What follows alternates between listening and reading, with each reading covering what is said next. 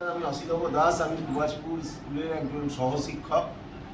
আমার গত 1-8-2025 আমি আমাদের বিদ্যালয়ের প্রধান শিক্ষক মহাশয়কে আমার নিজস্ব পে স্লিপের জন্য আমি আবেদন করেছিলাম লিখিতভাবে, কিন্তু আজকে 13 তারিখ এখনো পর্যন্ত সেই পে স্লিপ আমি পাইনি।